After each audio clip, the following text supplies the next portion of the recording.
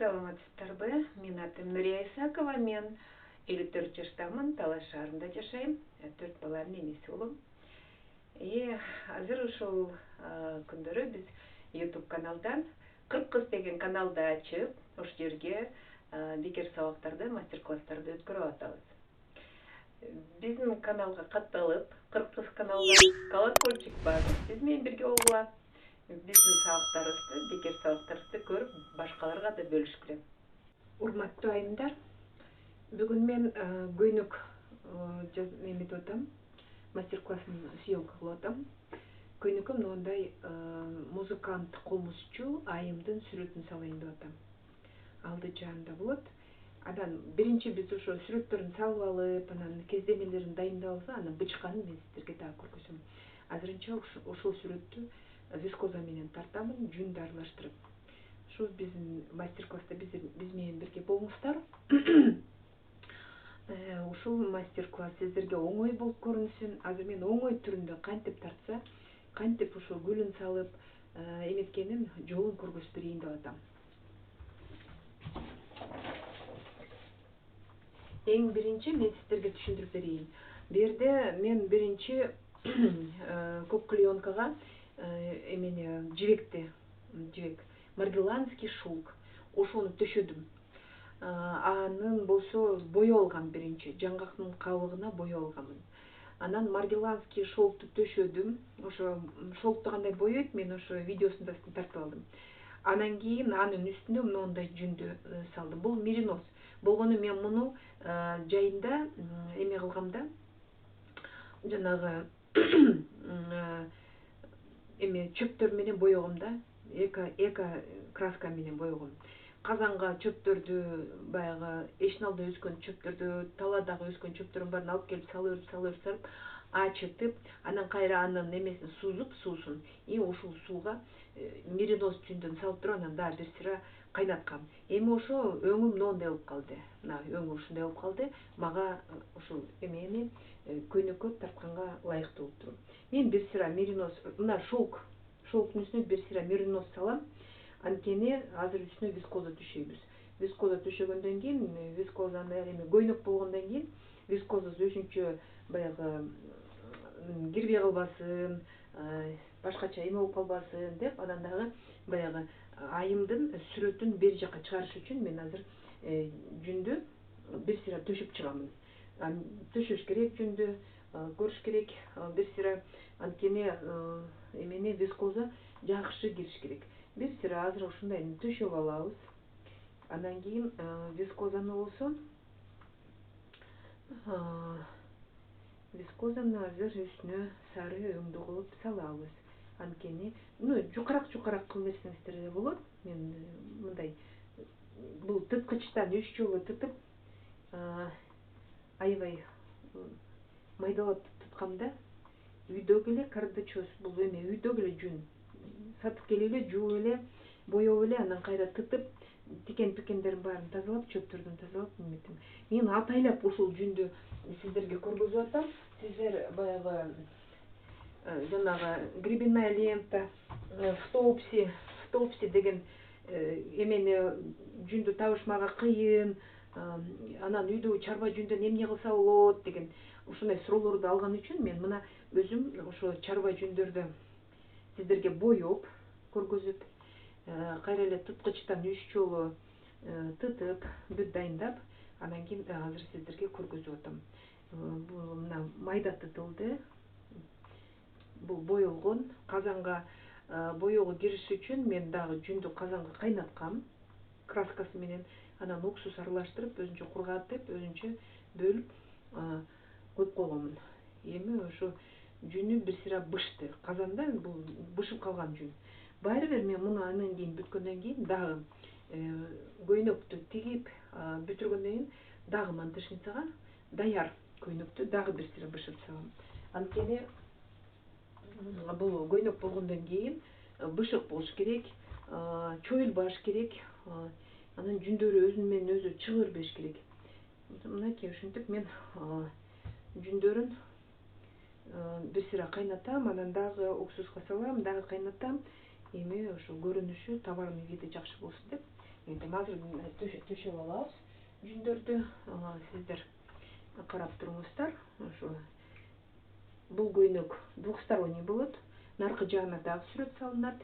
Ошондо көйнөктү мындайынан оодарып алып кийсе болот. Кайра мындайынан оодарып два в одном деп коет. Бир көйнөктүн эле модели болот, бирок эки сүрөт болгондон кийин бул башкача көрүнөт да. Бөлөм да, дагы көрөбүз. Кантип мен бөлөм, кантип оңдойм, кандай сүрөттөрдү салам. Ошолордун баарын мындай чоң көрүнгөнү менен азыр киргенден бул кирип калат, чачнакка болуп. Анан кийин Кудай буйрса мунун баарын бычып алабыз. Мынакей мен азыр жүндөрдү салып атам. Жибектин үстүнө салып, анан мунун үстүнө дагы азыр вискозаны салабыз. Вискозаны салып, дагы төшөйбүз. Вискозаны чачнакка кылып туруп вискозаны төшөп алабыз. Арасында мындай бизге ылайыксыз чөптөр болсо алып коюңуздар. Эшиналдагы жанагы чалкан, анан кийин эме чөптөрдү эметкем, колдонгом. Ар кандай жана беден түрлөрү, эшиналдагы полевые цветы деп коет го, ошондой бүт кандай чөп болсо, көзгө жакшы көрүнгөн чөп болсо эле баарын азыр аттарын сиздерге айта албайм. Ошо коромдогу өскөн, талаага барып чогултуп, ошолордун жалбырактарын чогултуп анан кийин боеп койгонмун. Ачытып бир сыра казанга коюп койсо ачып калат экен. Жыты чыгып калат, кадыресе ачыган жыты чыгып. Анан ошонун эмесин чөптөрүн сүзүп, анан суусун эмеден сеткадан дагы бир сыра сүзүп, казанга кайра суусун кайнатып, анан кайнаган сууга уксус кошуп эле анан жүн аралаштырбай, жүндү мындай эле чылап, бир сыра кайнатып, анан тим койгом, отун азайтып. Анан бул муздагандан кийин казандын ичинде чыгарып, кургатып, кайра баар деген эмеге тыткычтан өткөрүп, анан мынтип сиздерге мына дайындап атам.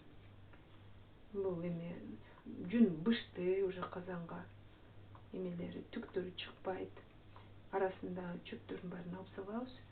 Бул негизи мериноз жуулду башында, анан кийин кайра дагы жуулду жылуу сууга. Биринчи муздак сууга жууп алам, анан жылымык сууга жууп алдым. Анан кийин казанга чөп менен дагы бойгондо дагы кайнаттым. Ошон үчүн эме анан тыткычтан 3 рет өткөрүп эметип алдым. Мына бул эме элечеги.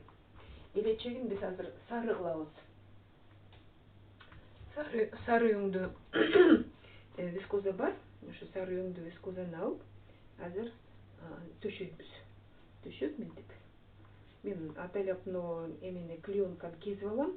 Анткени билбейсиң кайсы жерде ашат, кайсы жери эме болот.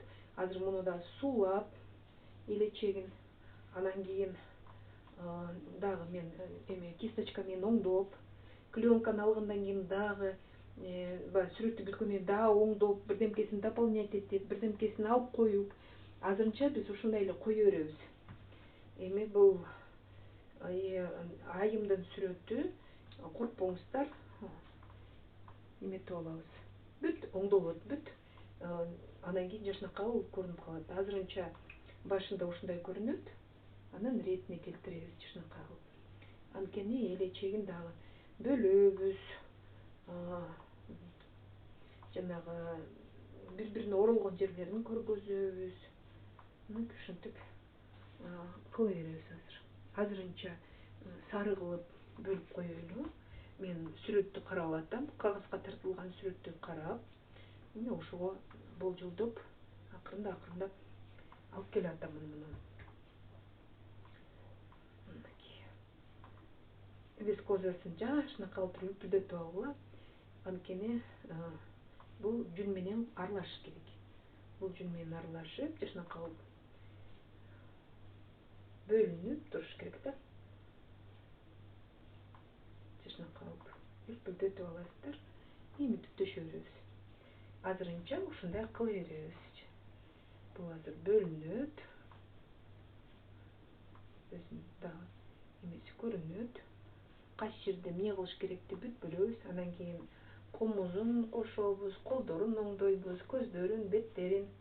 Азырынча сары вискозаны салып, өзүнүн көйнөктүн основасы неме жаңгактын кабыгына боелгондон кийин бунун баары крөң болуп турат. Ошон үчүн бул ошо крөң биздин эмелерибизге сары келишет экөө. Ошон үчүн мен эличегин сары кылайын деп атам. Сары кылып билинип, көрүнүп калат да. Мынакей. Эч бир коркпоңуздар. Сүрөт тарткан абдан жакшы нерсе. Ушу көйнөктүн азыр сүрөтүн көргөзөм. Анан көйнөктү кантип тигиш керек аны да көргөзөм. Андан кийин дайым бир эле көйнөктү тиккендей болобуз, бирок бизде эки көйнөк болот. Анткени ич жагына дагы сүрөт салам. Анан мындайынан оодарып, тетир жагын оодарсаңыз да көйнөк, кайра оң жагына эмесеңиздер көйнөк болот. Ошондо биз ушунча мээнет кылгандан кийин бизде бир көйнөк эки көйнөк болуп чыгыш керек. Эки башка сүрөтү менен. Мен наркы жагына гүлдөрдү салайын деп атам. Бул жагына болсо ушул сулуу айымдын, музыкант сулуу айымдын сүрөтүн салабыз. Азыр биз эмне кылабыз? Азыр биз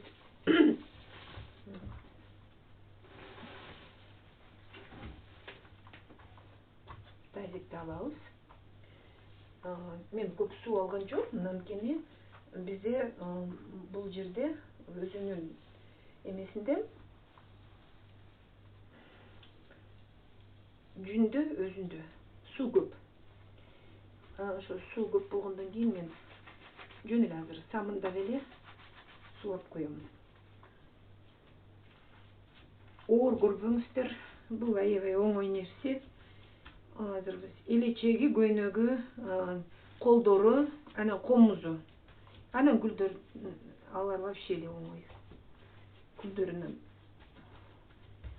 вискозаны коюп эле, анан кисточка менен оңдоп эле эметип коебуз. Азыр эң оор бул ошо вискозаны салып алганда эме айымдын көйнөгү, элечеги ушундай болуп көрүнөт, бирок интип карасаңыздар, мына уже бул элечек жакшынакай болуп көрүнүп калды. Элечегин дагы оңдойбуз, бүт түздөйбүз, бет жактарын баарын оңдойбуз.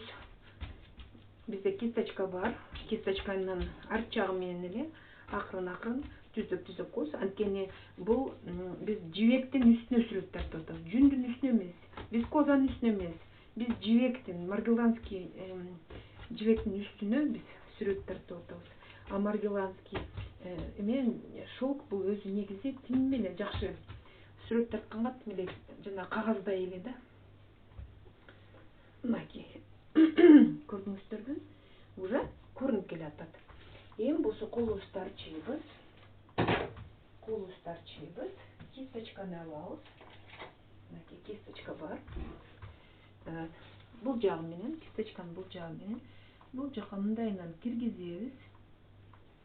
Чыгып калган вискозаларды киргизип коебуз.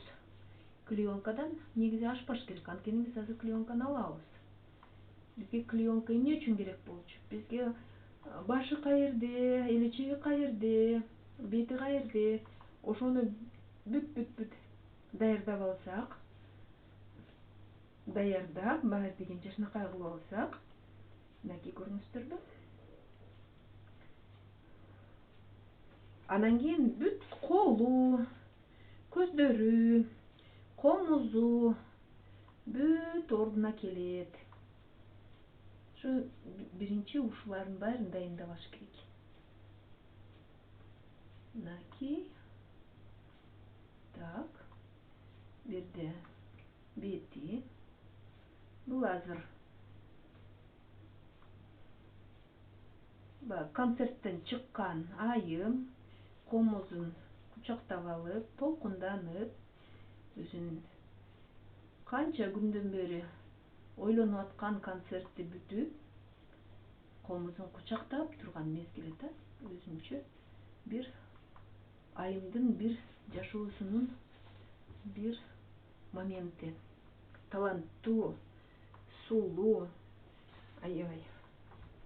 Так, биз азыр колубузду арчыйбыз, жакшылап арчыйбыз. Анан дагы сары вискозаны алабыз, анткени бул жерде көрүнүп калбадыбы? Кайсы жери вискоза жетпей калды.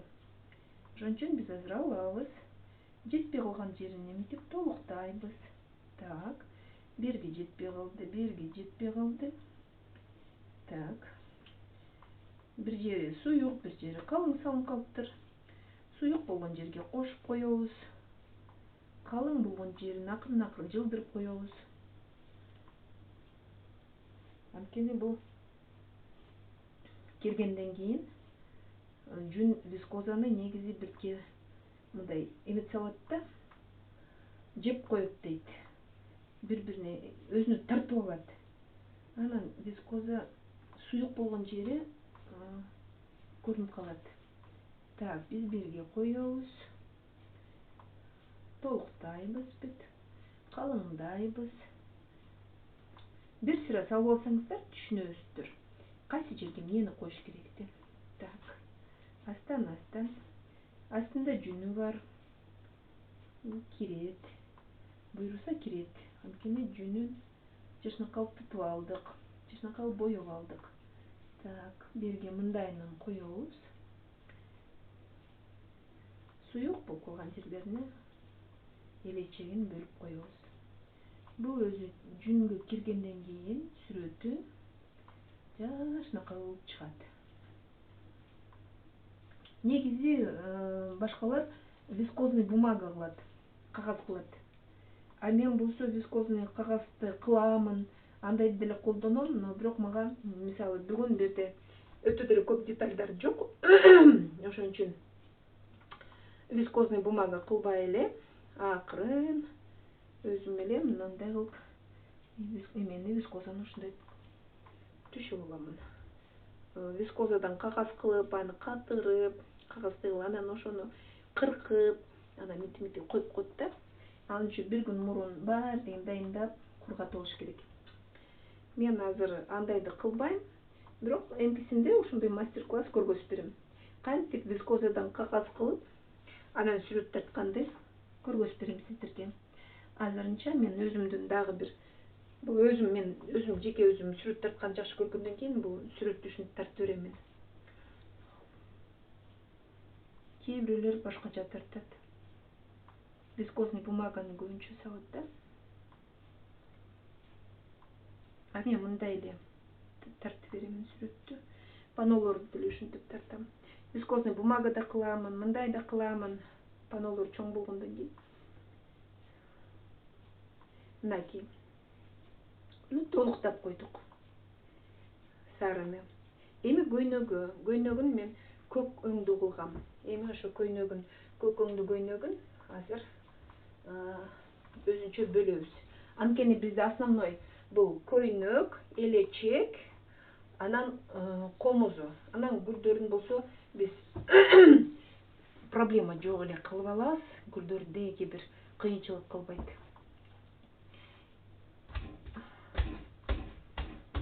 Биз ушундай. Так, вискозасын, элечегин бүтүрүп алдык. Дагы бул дагы дополняться этет, азыр ар кандай элементтери да кошулат. Азырынча көйнөгүн, анан кийин немесин кылып алалы эле. Так, мен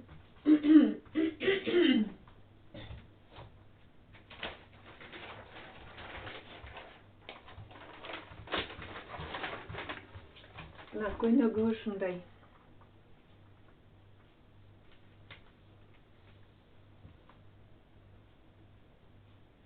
Так, көйнөгү ушул жерде болот. Биз азыр мен колумду ачып алайын. Так.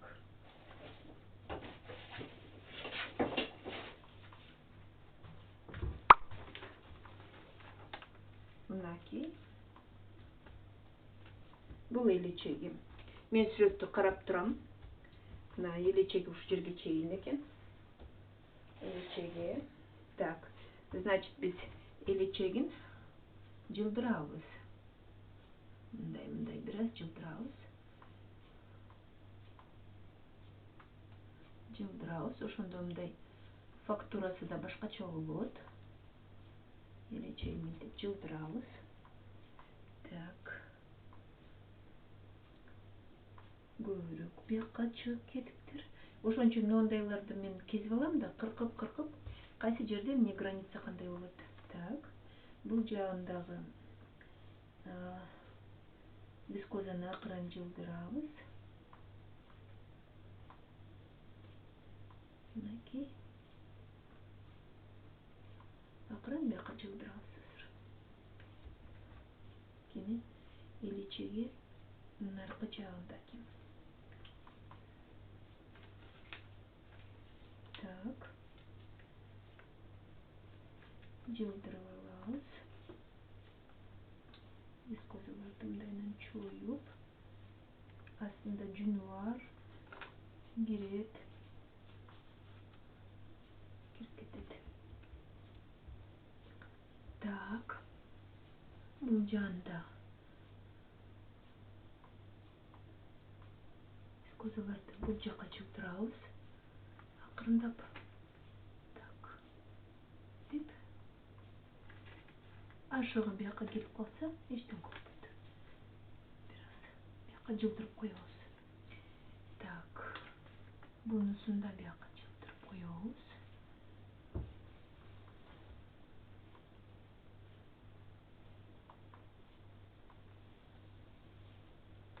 Элечегин мындайынан оңдоп алабыз. Мынакей.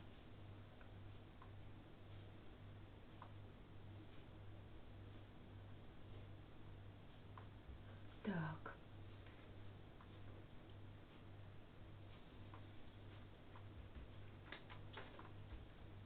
Бул жолдоп алдык. Элечегин метип алдык. Эми болсо бияка көк көйнөгүн кылабыз. Көк көйнөгүндө эле биз бияка жүндөн төшөп алабыз. Мына жер жибек, бул жибек. Маргеланский шелк. Бияка азыр биз жүндөрдү төшөп алабыз. Төшөп алып туруп, анан көк көйнөгүн тартабыз. Көйнөгүн тартып, узун кылып көйнөгүн тартып алабыз. Мынакей.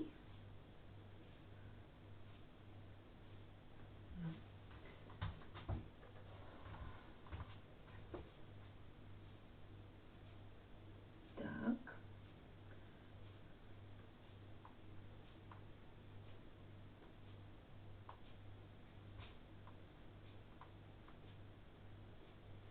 Беркинтей жүн в топси жүн болсо мындайынан чөп эмип коймокпуз. Бирок мен атайлап ушу айылдагы айымдар колуңардын алдында турган жүндөн эмне жасаса болот? Эми баарыбыз эле Бишкекке улам эле бара бербейбиз да, ошентип эле дайындап, кандай сонун кооз көйнөктөр жасаса болот? Ошонун шартын көргөзөйүн деп атам.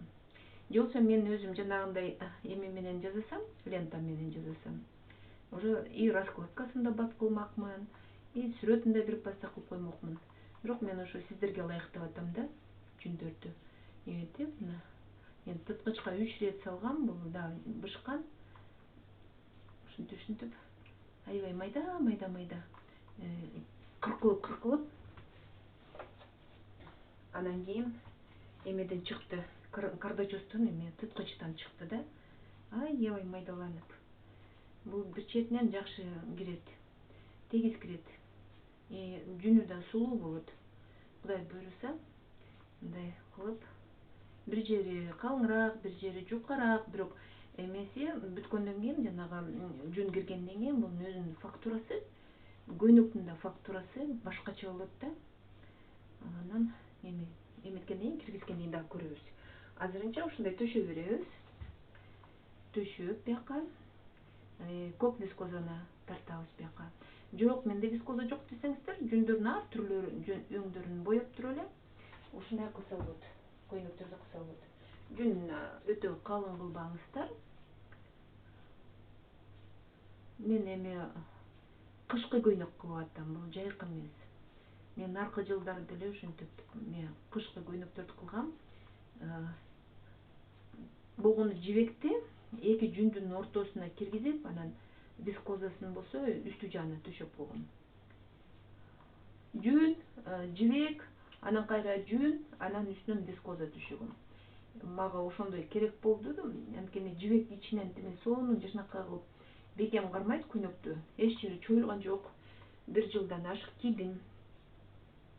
Андай эле бир эмеси деле болгон жок. Тияк биягы чоюлган жок, жеңи да чоюлган жок, баягы отурган жери да чоюлган жок дегендей. Ошонун баарын эметиш керек да. Эми көйнөк жасаганда эми тиги чыканак жагы чоюлуп же башка жагы чоюлуп эмип кетсе туура эмес. Ошон үчүн мен көйнөктөргө көбүнчө же марле же жибекти аралаштырамын. Жалаң эле өзүм жүндү кылбайм. Марля, иш жагына марля, жүн ушундай кылып неметсе болот. Анан жана мантышницага эле бурап эле салып турам да, бир сыра неме кылып койсо, уксуска чылагандан кийин бир 50 мүнөт бышырып койсо. Мен эми 50 мүнөт бышырам, кээ бирөөлөр эме азыраак айтат, кээ бирөөлөр көбүрөөк айтат.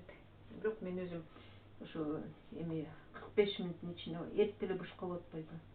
Анан жүн буунун градусу да көбүрөөк болот. Анан бышырып койсо болот да.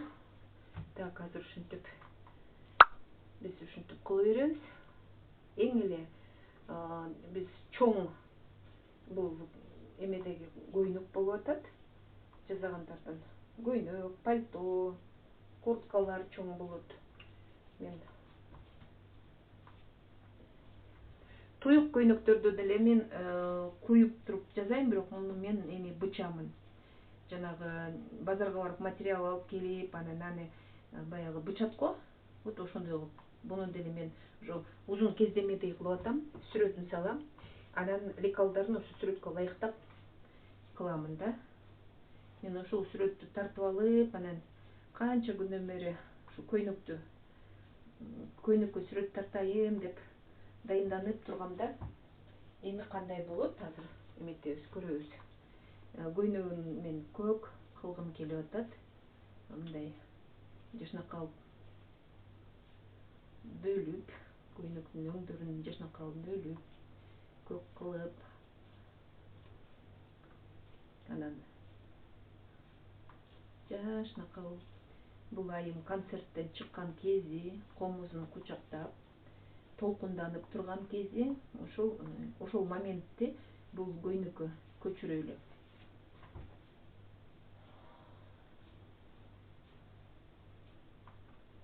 Бул Чарбадагы эле мериноз, эжекелер, эч ойлобоңуздар. Бишкектеги жанагы Топси алган жокмун. Аны атайлап ошо сиздердин колуңуз алдында эмне бар? Ошол кетсин деп неметип атам да. Жибектин ордуна иш жагына болгону сыртына болбойт. Иш жагына марля колдонсо болот. Мисалы марля, анан жүндү төшөйсүздөр, анан жүндүн үстүнө ушундай сүрөттөр тартса болот. Жука салыңыздар. Сүрөтүн жүндүн эмесин жука кылыш керек. Калың болбойт да. Көйнөк да бул эми. Эми мынакей көйнөктү алдым. Мындай өңдүү вискозам бар, мындай өңдүү. Эми ушуну биз көйнөк кылабыз. Мен муну аябай өзү тармал болуп туруп. Вискозалардын да түрлөрү башка болот. Кээ бирөөлөрү баягы мынтип бөлүп атканда эле тармалданып жашнакай болуп калат. Ошо тармал экен. Так. Арасынан мынтип бөлүп бири-биринен волокналарын бөлөбүз. Бир таштаганга болбойт, кирбей калат. Ошонусу да бар. Ошон үчүн бөлүш керек. Жана колго тытып жүндү таткандай кылып эле эмчиш керек да. Мен азыр вискозаны акырын жууп алып, мынтип мындай кылып көйнү. Бул эми көйнөккө биз жана чабылекейдин сүрөтү эмес, бул турнанын сүрөтү эмес. Бул сулуу айымдын сүрөттөрү. Ошон үчүн биз болсо бир аз сүрөт ашып койгон. Эки вискозанын ортосунда сары менен көктүн ортосу кирбей калбасын деп бөлүп койгон. Жүн негизи бул вискоза менен жибекке жабыштыра турган материал ушул да. Жүн жабыштырат. Вискозаны, жибекти, ошон үчүн жүндү эринбей эле салып коюш керек. Анткени калың вискоза болуп калса, бул кирбей калат. Так, биз уже вискозаны салдык. Жүндү салдык, вискозаны салабыз. Өзүнчө бир кыйын нерсе болуп көрүнгөнү менен бул аябай сонун. Мен аябай жакшы көрөм ушинтип жүн менен, вискоза менен сүрөт тартканды. Өзүнчө бир кирип, анан кийин конечный результаты ушунчалык сонун көрүнөт. Өзүң кубанасың карап отуруп. Кандай сонун нерсе болду деп. Мынакей, ушундай кылабыз.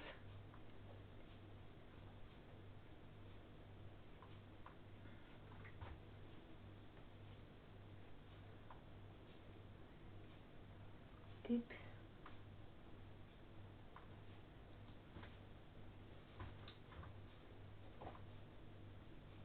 Кыска кылып бөлүп алайын. Чурутпай. Мынакей, бияка коебуз. Мынакей. Өзүңүздөр шашпай, улам бир жерин жасап коюп, эзалып, кайра карап, шашпай, кайра бүткөндөн кийин деле шашпай карап, кайсы жерин оңдосом, кайсы жерине эмнени кошуп койсом, эмнеси жакпай калды. Акырын эле кисточканы алып түздөп, кайчыны алып лишнийин кезип, мисалы вискозаларды кесип койсо болот. Мунун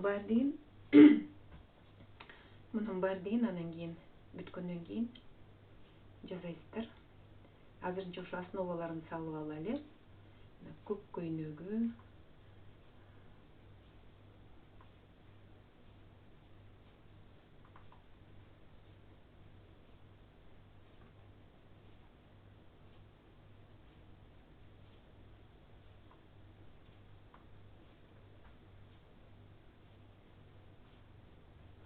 вискозанын астына көк жүн деле салып койсо болот. Көк жүн номери бар болсо салып койсоңуздар, эмеси гүлдөрү сонун, аябай сонун болуп көрүнөт да. Вискозанын өңү жашынакай болот.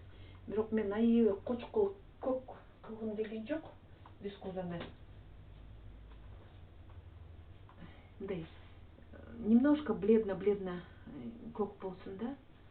Андай деле мындай атайлап прям көкмөк кылгым келген жок да. Астына негизи көк жүн бар болсо, ошо көк жүндү төшөп коюш керек. Башкача көрүнүп калат. Мен бул вискозанын үстүнө дагы жүндөрдү бир сыйра аралаштырам, көк жүндөрдү аралаштырып, анан кийин баардыгын эметкенден кийин аралаштырамын. Кәдімгі складкаларын кылам, көргөзөм, бирке мындай тень дегендей көйнөктөн түшкөн көлөкөлөрүн, көйнөктөр бир жеринде жанагы складка болуп калат, драпировка болуп калат дегендей ошо жерлерге анан кошуп коебуз. Көк жүндөн аралаштырып, анан эмет калат да, көрүнүп калат жашынакай болуп. Бөлүнөт да, эми жөн эле мындай көк эмес, складкалар менен, көрүнүштөр да башкача ушундай кылып жасайбыз, Кудай буйруса. Бул эми көйнөктүн ичинен мындай сүрөт болуп, бирок мындай ярко эметпей тургандай болуш керек да. Көйнөктүн ичинен чыгып кала тургандай сүрөт. Буларды эми платье картина деп коет. Көйнөк өзү көйнөк, а бирок эмеси сүрөтү бул портрет сыяктуу, картина сыяктуу. Эми платье картина деп коет да. Басып баратканда, мынтип айтканда, эми дуалда илинген панолор көйнөккө көчүрүлгөндөй болот да. Ентип мына көргөзөрбүз.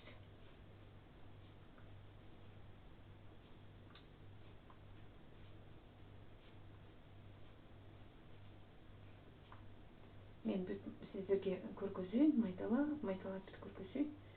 Сиздер көрүңүздөр.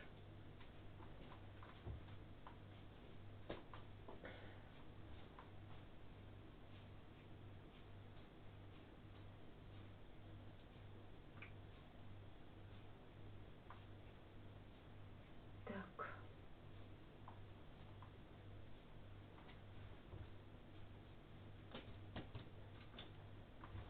Анан дагы кошобуз вискозаларды.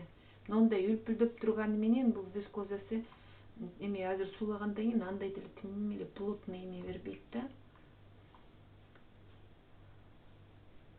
Сүрөттөрүнө да толуктайбыз, анткени азыр бир жерлери агарып калат, бир жери немет кылат. Сулайлы. Сулап, анан ошо эмеден сүрөттөн көрөбүз кандай эмне болгонун. Так. Муну бияка алып коебуз. Азыр бизге кереги жок. Мол клеенка ошоңойдон туру. Эле чептин немеси ошоңойдон туру. Так, мындайынан жаптык. Так. Мочалка менен акырын үстүнөн. Өзү жүн асты жагындагы өзү основасы. Мен суусун неметкен жокмун. Сарыктырган жокмун, ошоңойдон азыр туру. Анткени бул жака бизге керек болот. Суу керек болот азыр. Мынакей.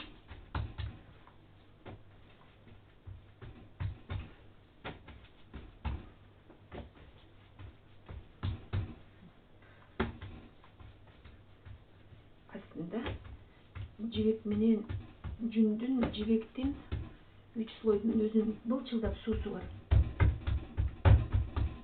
Бияка да былчылдатып сууду куйбай эле коюш керек да. Так.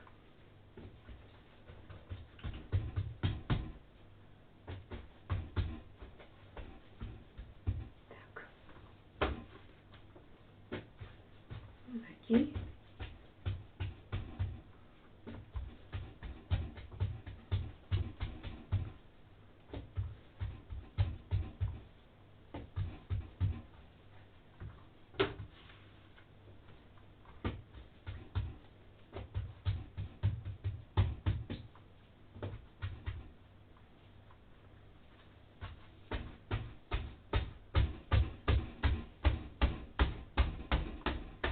Суусу былчылдап эле турат.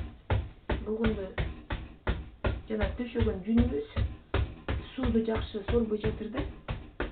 Азыр негизи мериносто меланин бар да.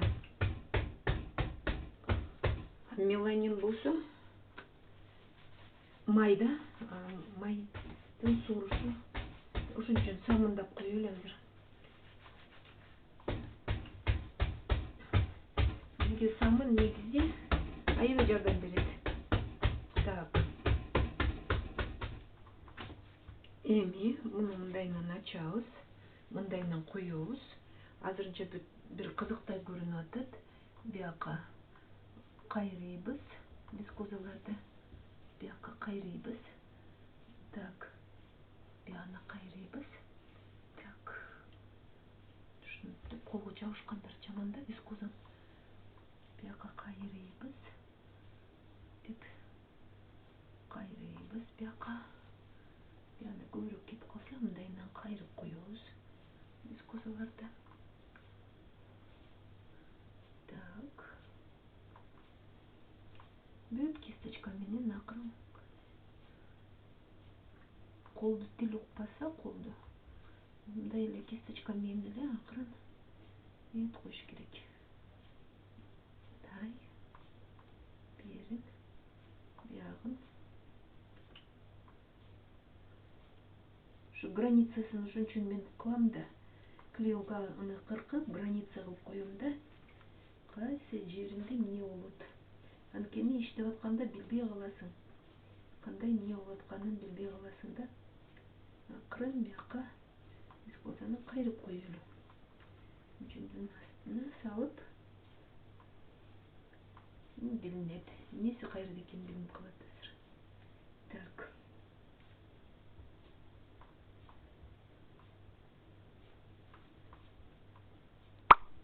мындайынан чоюп, мындайынан чоюп, так, бияққа шығып кеткендерін ақырын бияққа киргизебиз. Көйнөктүн чек арасын билип алдык да. Кайсы жерде чек арасы болду.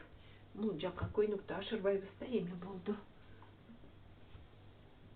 Так, вискозаны бияққа кайрыдык. Бул вискозаны дагы ашып кетиптир. Бияққа акырын жылдырабыз. Жылдырып коебуз. Так, буну да мындайынан жылдырабыз. Сүрөт тарткан ушундай болот.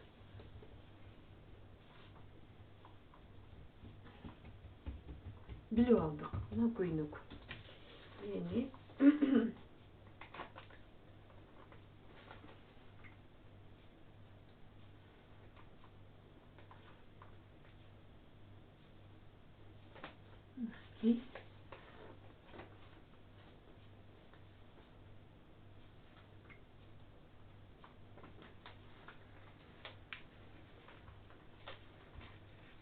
бул клеенка бизге уже кереги жок. Муну алып алабыз. Бияққа алып коебуз. Мындайынан алып коебуз.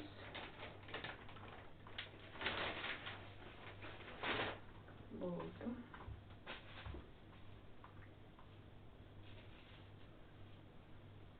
Биз границасын көрдүк, көйнөктүн границасы ошо жерде. Мынакей.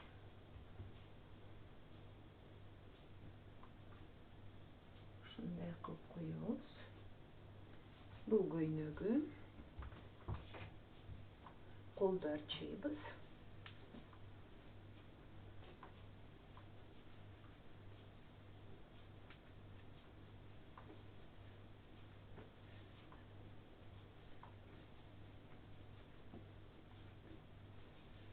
Так. Эми бул жагына бираз жүн төшөйбүз. Анткени бул жаг көйнөгү бияққа чыгат, көйнөгү сыртка.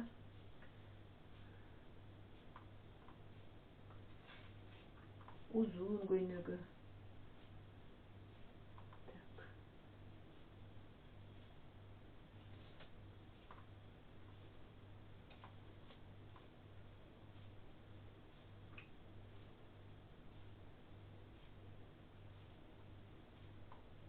Биз сүрөт төшөп кетебиз. Аз эле. Эми бир келе жүндү алдым. Баягы немесин, вискозасын жабыштырганга эле.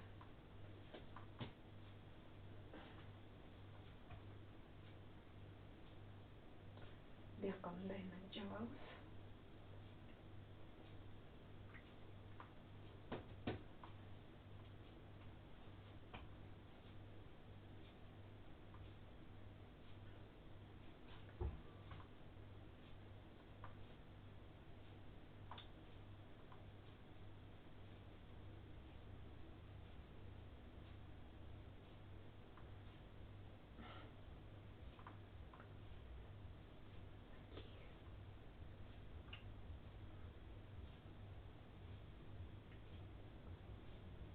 Көйнөгүн сыртка чыгарабыз.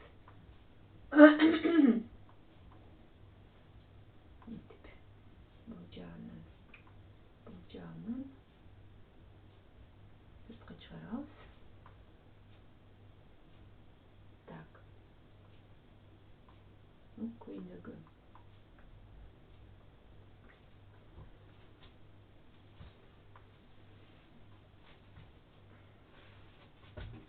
Так, сулайбыз.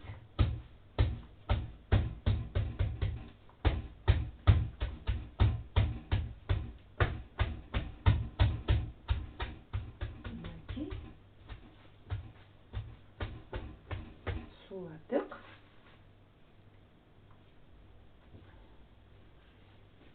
Эми түшүнүктүү да, дерим баары түшүнүктүү.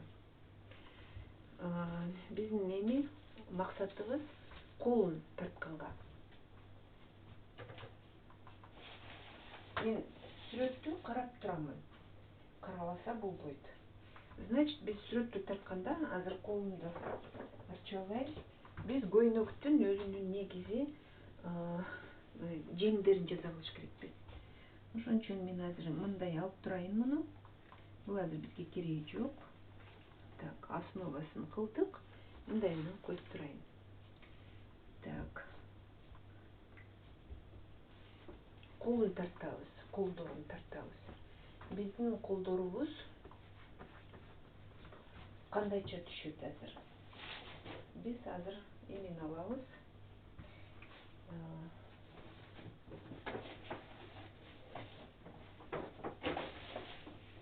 Мен азыр кара юңду вискозун алайын.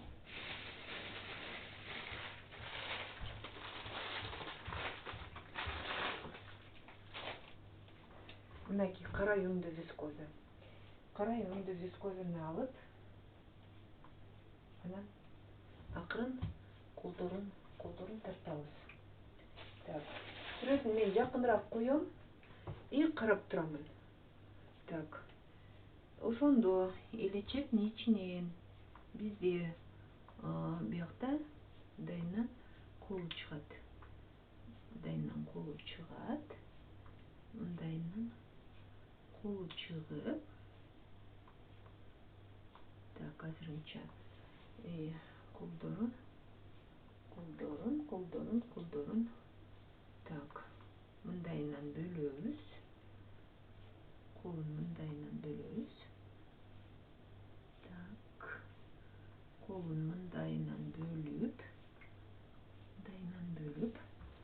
Так, колун бөлдүк. Так, колун мындайынан бөлөбүз, бияка. Так, бияка бөлөбүз. Эми болсо, так, колдун бияка узунураак жеңин кылабыз. Так, жеңин кылабыз.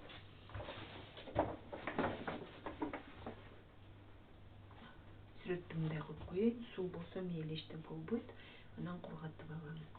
Анткени сүрөттү карап жасаш керек мен.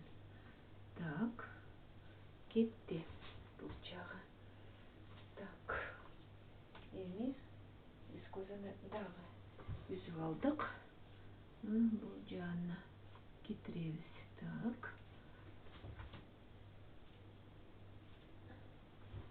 Так, эми бул жагына мындайынан киргизебиз. Колуна. Бул жеңи болот. Жеңин бүткөт биягын чоңураак кылайлы. Бул киргенден кийин бизге кичике болуп калбасын. Так. Так. Эми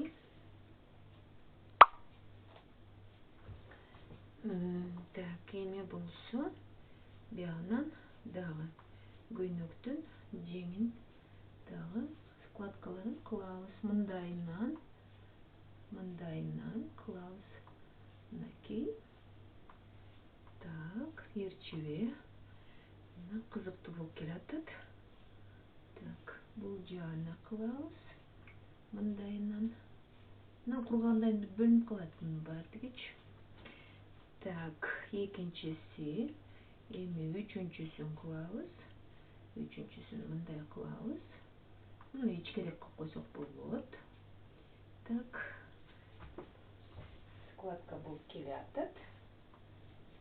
Кызыктуу болуп келатат. Вискозаны бул жагына алабыз. Мындайынан. Анан бүктөйбүз. Мынакей. Мындайынан кошуп коебуз. Эми бунусу мындай. Так. Так, окшошуп келатабыз биз. Колубуз. Так, эми бул жакта жеңди кылабыз.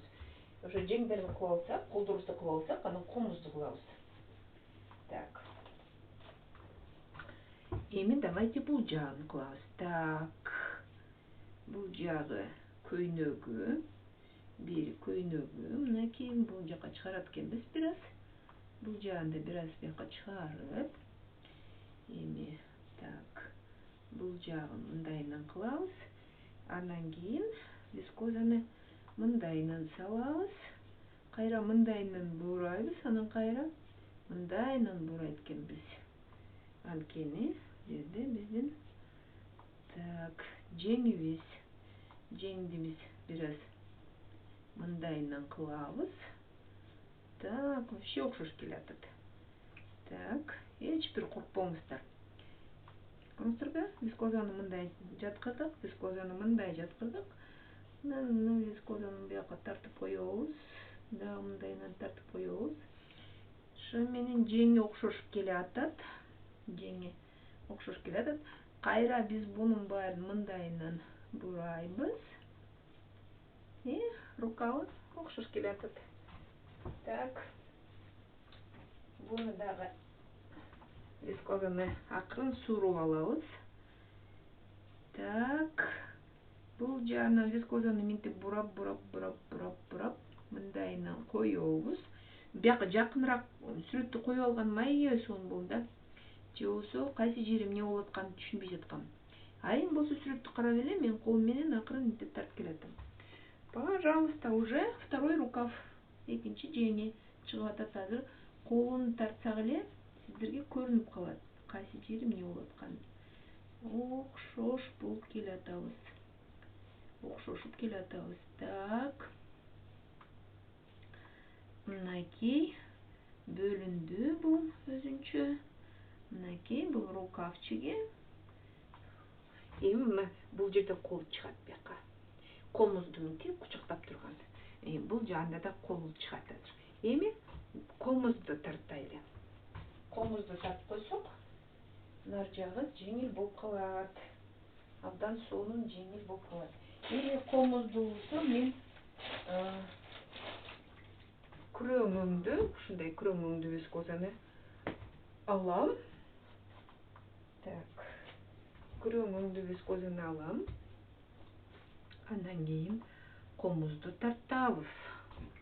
Биринчи колубузду биз болжолдойбуз азыр. Так. Бул жагынан башталат колубуз. Бул жагынан башталат. Мынакей. Бул жеңине тийбейт экен сүрөтү боюнча. Так. Бул жагына кетет экен. Так. Мынакей.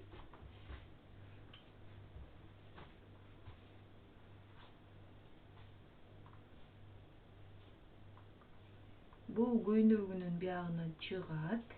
Так. Колубузду биз билебиз, кандай. Так, бул жеңинен чыгат экен, бул жагынан чыгат экен. Сүрөтү боюнча мына рукавына жетпей турат бир аз. Ошон үчүн азыр биз муну так. Бул жака чейин границасын мындай кылабыз, анткени көрүнө эле туру. Так. Мындай бүт азыр кара вискоза менен неметкен эмес да, оңдоп коюш бат эле. Булар сулап коеюн. Так. Биздин колубузубуз көрүнүп келатат. Сонун эле көрүнүп, сонун эле жашнап калып калабыз азыр. Так.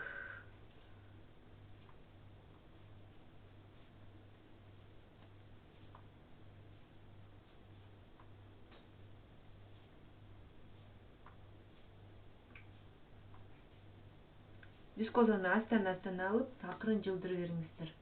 Сүрөт тартканда ушундай, анан кисточка менен оңдоп коебуз. Кисточка менен оңдоп. Булар эми кургагандан кийин өңдөр жашнакай болуп чыгат. Эч коркпогула. Так. Колубузду мындайынан салабыз.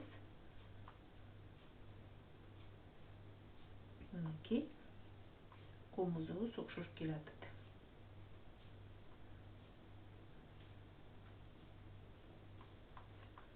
Так.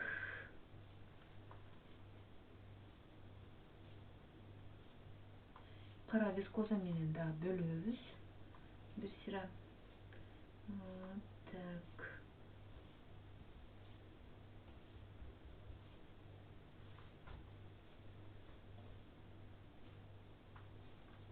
Так. Бул жагын. Колумузга окшоштурайлы. Так, окшошуп келе атабыз акырындап. Так, тепин токтоп коебуз. Так, илечегибизди жашнакка алып коелу. Так, эми колумду ачып,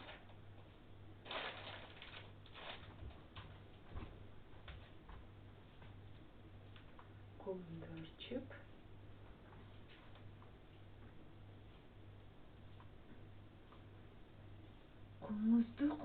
комузду бияка жылдырайлы.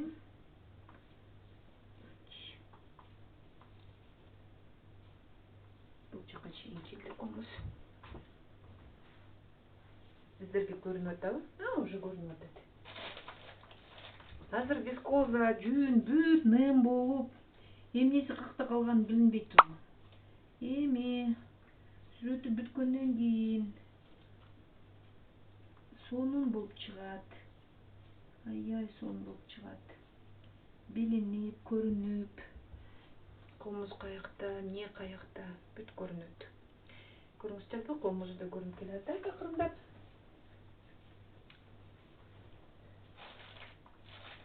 Мен сиздерге бир гана сүрөтүн тартканын өзүнчө бир видео кылып неметип атам. Тартылып атам да, сиздер көрүңүздөр. Ушундай. Ушинтип эметилет депчи. Бир эле видеосун. Бир эле ошо сүрөт тартканын, наркы жактагы сүрөтүн, ал да өзүнчө бир видео болот. Өзүнчө бир видео болот. Так. Эч коркпоңуздар. Дечка. Ответственный моментте түшүп, колдон качып. Так. Мындайынан түздөп коебуз. Вискоза негизи суу болгондон кийин болду, бир полотно болуп калат. Бири-бирине жабышып, жашнакай болуп көрүнөт. Жашнакай болуп сүрөт тартып ийдирүүбүз. Так. Бул ушундай. Эми азыр дагы мунун үстүнө мен бирке жүн эметем. Биркеле оттенок болсун деп. Анан үстүнө дагы башка вискозадан да салам азыр. Ачыгыраак вискозадан салам. Мындай жүн менен бөлүп, бул баягы комуз экени көрүнсүн да. Мындайынан кылып элип кетебиз. Так. Анткени могу жерге азыр колду салабыз да, мындайынан кол салабыз. Ошон үчүн мен азыр берге жүндү төшөп коеюн. Бир аз эң эле калың болгон жери ошо мына сүрөт салган жери болот көйнөктүн. Бирок эми бул баягы бир аз калыңыраак болсо эчтеке болбойт. Деле жүндү мындай себелеп эле кылып атам. Андай көп деле кылган жокмун. Азыр үстүнөн дагы бирке немени башка өңдүү вискозаны салабыз.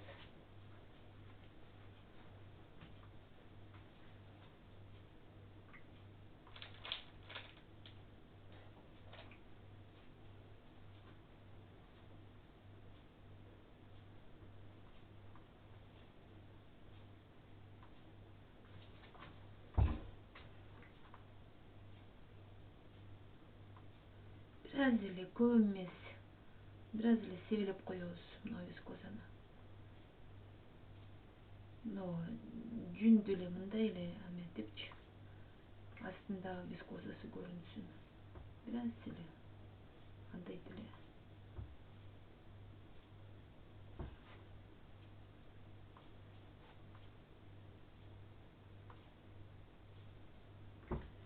Достаточно.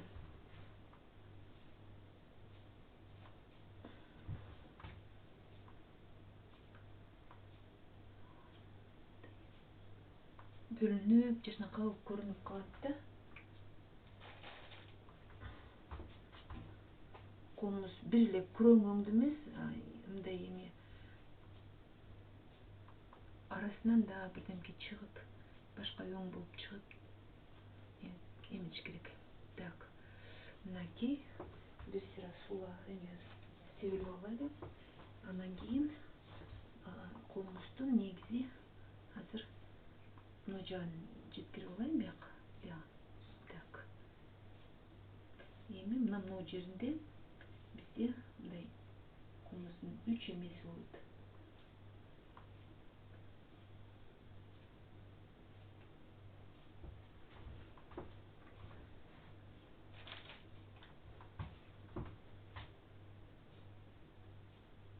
Мындай эле ырымдап эле көргөзүп коелу. Бир эметпейличи көрүнсүн. Ошол жерде колумуздун эмеси бар деп. Так. Бул киргенден кийин башкача эме болот да, бирок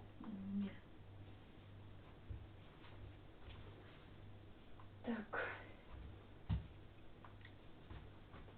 Азырынча бияка алып турайлы. Суулап алайлы.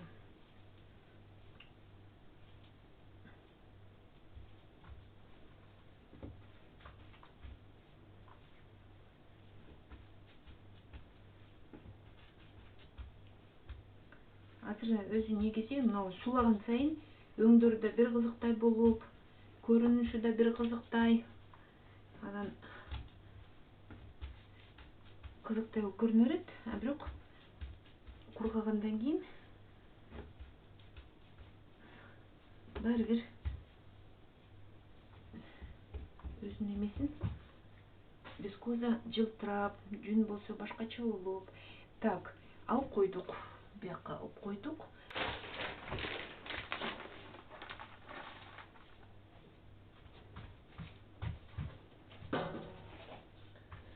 Тартканда ушундай нюанстар болот. Сиздер эми просто мен сиздерге көргөзүп берейин. Кандай эмне тартылат. Азырынча уже мынакей эмеси көрүнүп калды. Колдору, жеңдери көйнөгүнүн, многу элечеги дегендей. Азыр дагы элечегин биз бөлөбүз жашнакай кылып. Элечеги өзү менен өзү турган жок да, сапсары болуп. Бул деген азыр колумузга чейин бизде сары мондай эме бар. Складка, кара складка андай кылып коелу. Так. Вот так. Мынакей сонун эле болуп келатабыз. Биянда мынтип берип коебуз. Бул эми позволительно мындай кылган. Акырын кылабыз. Бул деген сүрөт. Жашнакай сулуу айымдын сүрөтү. Так. Мынтип бөлөбүз. Бул жака да мынтип бөлөбүз. Эми элечекти өзүнчө бир кооз кылып көргөзүш керек да. Элечек.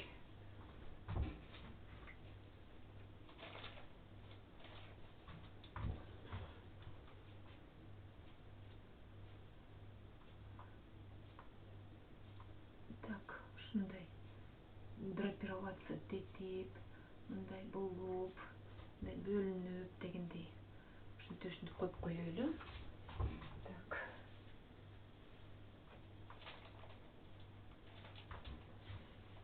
Азырынча ушундай көрүнө беребиз биз.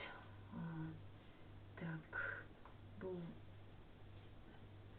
сулуу айымдын негизи. Бул жагынан дагы мындайынан, анан мындайынан элечеги түшүп атат. Так. Бул мындайынан. Бул болсо биягына, так, бет жагына мындайынан кетти. кайрылды. Так, значит, біз азыр мына жерде элечекти азайтабыз. Жерде элечекти азайтабыз. Элечекти мына жерде элечегин азайтат экенбиз.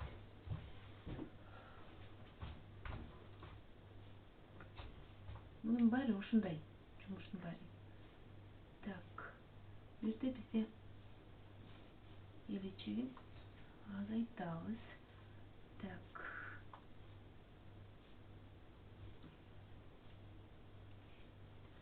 Так. Так. Бул жака кетет экен. Ага. Так, азайттык. Значит, biz элечегин бул жагын да азайтат экенбиз.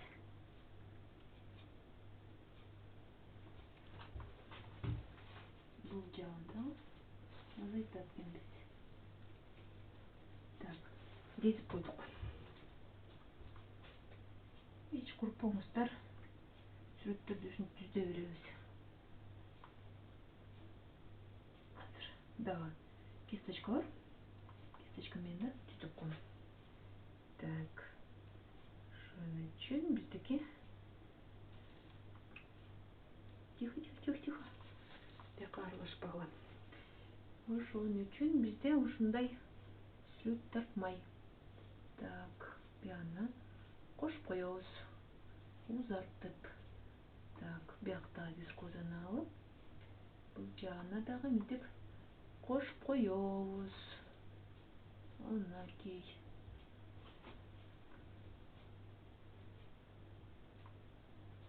Анакей. Окшошуп атабыз. Так. Кисточка дегендей, азыр кисточка менен оңдойбуз. Так, бул жагына ичкерип кетет экен.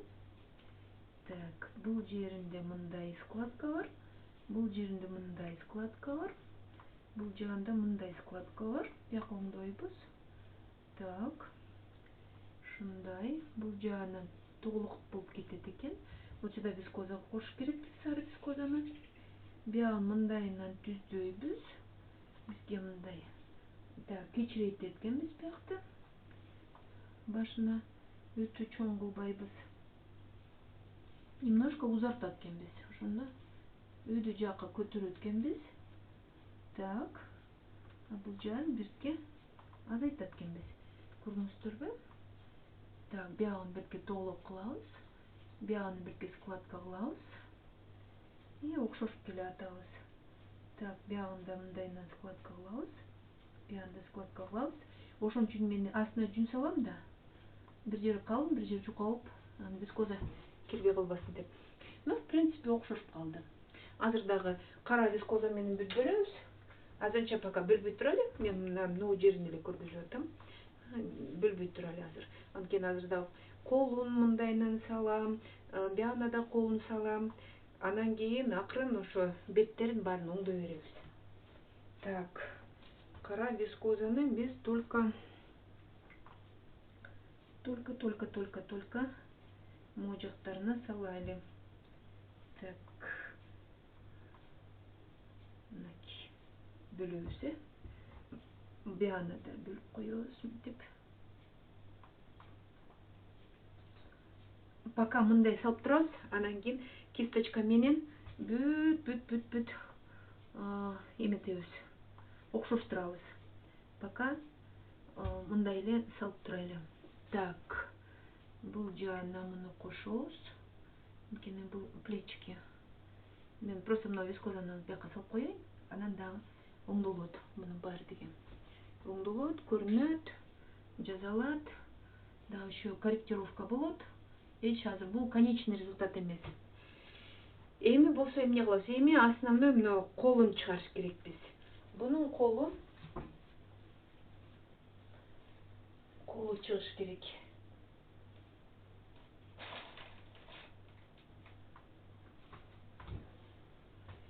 Эми колун чыгарып кетиш керекмин. Мындайынан. Так. Бияка коелу, суу болбосун. Так. Бул жеринен мына колу чыгып атат.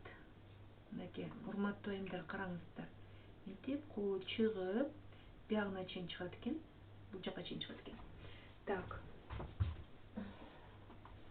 Вот полотенчика жаныңыздарда болсун. Анткени вискоза деген азыр колго жабышып.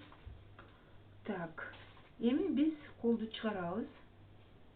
Мындайынан чыгарып, колун бул жака кайрыйбыз, кайрылат экен. Немножко узунураак кылыш керек экен. Мен эме сүрөттү карап атам, өзүм сүрөт тарткан сүрөтүмдү карап турмун азыр. Так. Бияка кетет экен колум. Колун ушинтип акырын чыгарып алабыз. Бул жеңинен чыгат экен. Так. Бул жеңинен чыгат экен. Чыгып, бул жака. Так. Так. Немножко наклон надо будет сделать мындай. Колун. Так. Бул колун дагы мындай наклон кылабыз. Так. Наклон. Бул жак экен колдор.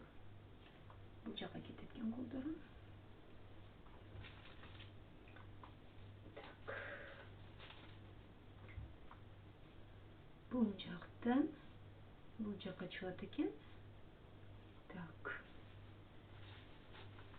Бул жактан. Так.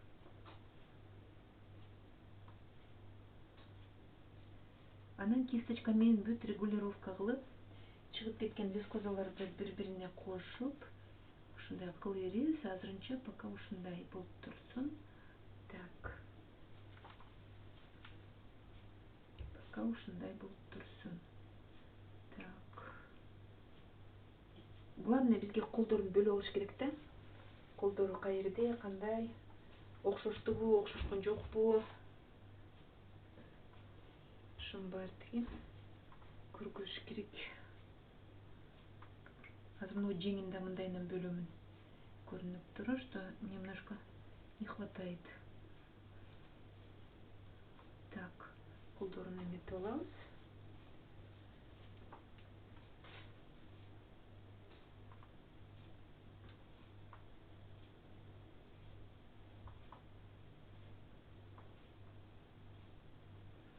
Так, здесь уже пальчиктер кетип атат. Ушу пальчик болгон жерин биз абдан туура кылыш керекпиз. Пальчиктерин туура кылыш керекпиз. Так, пальчиктерин жакшынака бөлөбүз. Мындайынан бөлөбүз. Пальчиктерин. Так, мындайынан бөлөбүз.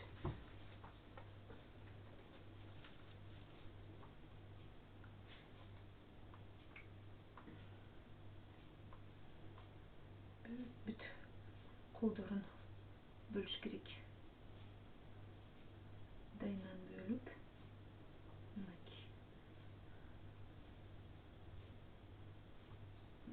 Так, бул жагын дагы бөлүп.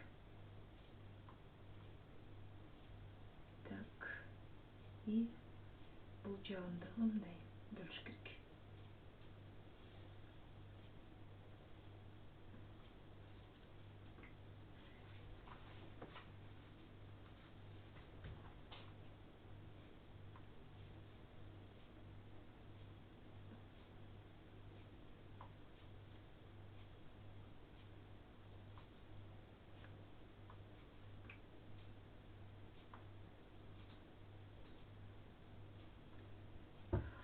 Азырынча биз бөлүп алдык. Бул дагы еще дополняться этилет. Поэтому азырынча пока тийбейбиз. Колун тийбейбиз, эми бул жакта колун кылайлы. Так. Бул жагында колум мындайынан чыгып. Так. Бул жагына чыгып. Чыккан жерин көргөзөлү. Именно комустун ушу жеринен чыгып атат. Так. Колу чыгып. Так. Бул жагда мындайынан чыгып. Баарды азыр корректироваться этет. Бүт. Азырынча пока ошо эмелерин кылып алайлы. Так. Мындайынан чыгып.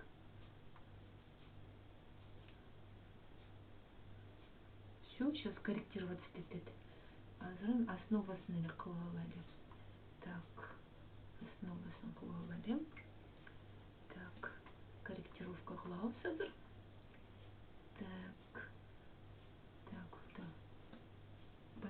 палец дегендей чоң пальчиги бул жагына мындайынан дагы пальчиктерин чыгарабыз.